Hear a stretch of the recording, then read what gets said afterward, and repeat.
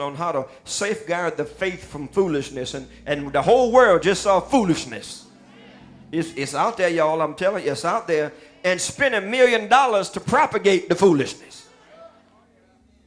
Part three, how to safeguard the faith from foolishness. Part 3, as we close out this sermon series of Kia Taylor, we also are going to see that if we want to protect or safeguard the faith from foolishness, that we should also never lose sight of the victory of the church. Oh yeah.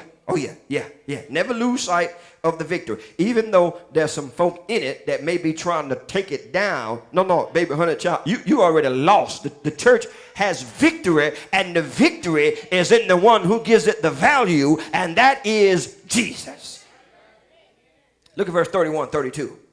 He said, therefore watch and remember that by the space of 3 years I cease not to warn everyone night and day with tears. And look, he said, and now, brethren, here it is. He said, in the midst of everything going on, he said, I commend you to God. You talking about a good place to be commended. And to the word of his grace, which is able to build you up and to give you an inheritance among all those that are sanctified. Look, your bank account may have zeros in it, but this tells me that I still have an inheritance. I might can't see it, but I've got something that's been laid up for me, because I'm a part of the sanctified. And the sanctified don't mean you stay in church till 6 o'clock and you speak in tongue and you wear skirts. Sanctified means that you are called and set apart for God. It means you obeying what God is telling you. And if you're doing that, God said you got an inheritance. Yeah. So thank God that our churches, they don't have to be grim statistics. They don't have to be. These verses clearly teach us where the victory lies.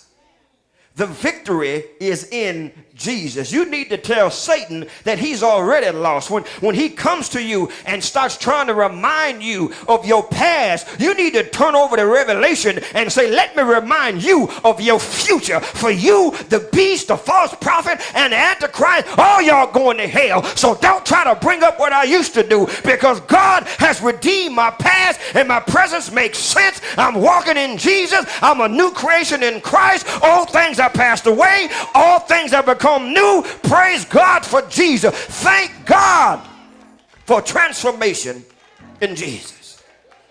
You need to let that rascal know, not I'm going to win. Say, man, I have already won.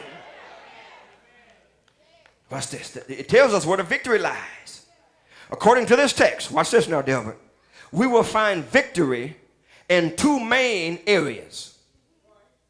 Both of them in verse 32. First area, Dr. Sheila Matthews, in which we'll find victory is independence upon God. You get that, Kathy Mango? Independence upon God. Look what he said. He said, and now, brethren, I commend you to God. There it is, Jones. Remember now the promise that Jesus made to Peter in Matthew 16, Pam. He said that the very gates of hell shall not prevail against the church. For those that's trying to destroy the church, if you read in Ephesians, he says, I am coming back for a church, watch this now, without spot or wrinkle. Now listen what it says. Listen what it says. He said, I am coming back for a church without spot or wrinkle, which is an indication is that when I get back, if I'm looking for it, then obviously it's going to be there. So for those on both the inside and the out that think you can tear down the church, you need to read again, because if God is coming back for it must going to be standing when it comes back. So all your little conniving, all your little lies, all your little hitch meetings, all your little gang meetings, all your little hiccup club, baby, you can't come against the church, because you ain't fighting against a man, you ain't fighting against a board, you ain't fighting against a personality. This thing belongs to Jesus. Yeah. And believe me, it's gonna be here when they come back looking for it. Listen, my brothers and my sisters, if we walk in love with God, if we, Candace, practice forgiveness. If we obey him in all things and we glorify him in the church, then God himself will see to it that we win the battles. Yeah. He will see to it that his church survives and that it remains a blessing and a vital force in this world. You remember in the Old Testament, God told him, he said, no, the battle is not yours. The battle belongs to God. This lets me know, Sister McGinnis, that the reason some churches are folding is that unfortunately the church is not built on a rock. Well, let me erase that, because it may be built on the rock, but the rock obviously must not be Jesus. Because what he puts in motion, he can carry it through. So you can't tell me that God started your place and now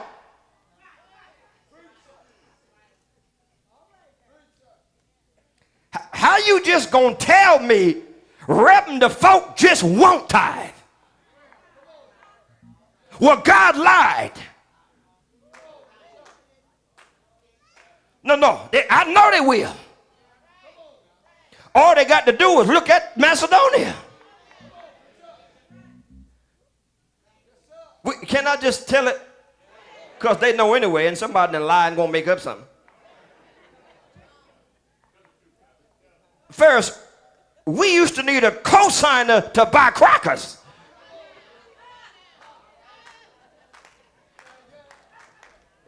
Oh, y'all don't know what? Okay. Y'all sitting there all. Hey. Reverend, what we gonna do? We gonna tithe an offering. That ain't gonna work, Reverend. I think you need a pastor's aid. Y'all know I'm. You see, if we hold bake sales and take cookies to Nip and Denzo, no. What God said is we gonna do tithes and offerings, and we did more in 1 month than you can do in a cook sale for 30 years, because we obeyed the Lord. So what I'm saying, if God put something in motion, I don't care what the thing is, it's going to stand, because it ain't built on folk. And if these folk leave, God will send you some other ones. We just, Kevin, got to have faith enough and not be scared of the people and stand flat-footed and tell you what God said. Deacon Richard was sitting at a table with me. He know this stuff about these preachers in Chain Lake. How you get your leaders to tithe? Tell them they have to.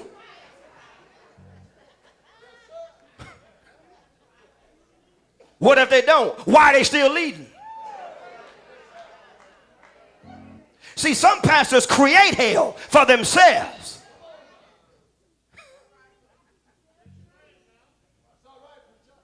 Got a lady, Deacon Richardson, you heard him, that running the church. How do you stop her from running it? Take out the ministry. What if you can't? Who the pastor?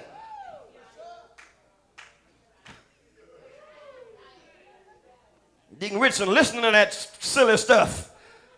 He's shaking his head like, oh no. What I'm saying, the leaders need to severely obey the Bible. That's the point I'm making. Folk ain't never been a problem with God. And I said, man, how somebody gonna hurt you that ain't doing nothing now? She may quit. Good. God bless America. And no place else. No, y'all know what I'm talking about. Chris Rock, y'all know. But the point I'm making, Tammy, is listen now, because see, some churches are simply telling you how disobedient they are. That's all we're telling you. if we walk in love, practice forgiveness, obey him, he'll see to it that don't nobody stop this mission.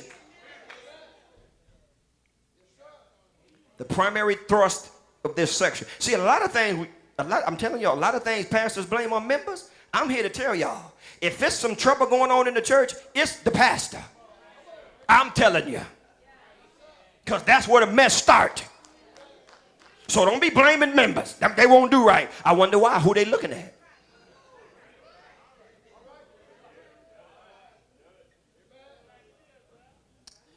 The primary thrust, Richardson, of this section is that Jesus Christ and not us is the centerpiece of everything in the church. And that's some of our problem. She been there. She gave $1 for the first. I can't move her.